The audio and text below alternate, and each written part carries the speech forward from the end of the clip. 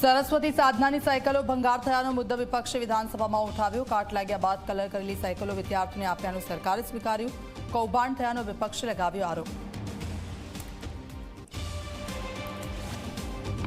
સુરતના શિવશક્તિ માર્કેટમાં લાગેલી આગ 30 કલાક બાદ કાબૂમાં આવી। ભીષણ આગમાં 450થી વધુ દુકાનો ખાક થતા વેપારીઓને કરોડો રૂપિયાનું નુકસાન થયું।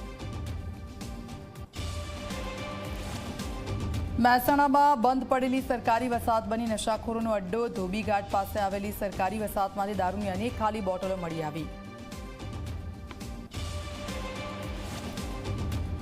જામનગરમાં ઘરની બહાર સુકાતા કપડાની થઈ ચોરી। રામેશ્વરનગરના વિનાયક પાર્કમાં કપડાની ચોરી કરતી મહિલા સીસીટીવીમાં કેદ થઈ।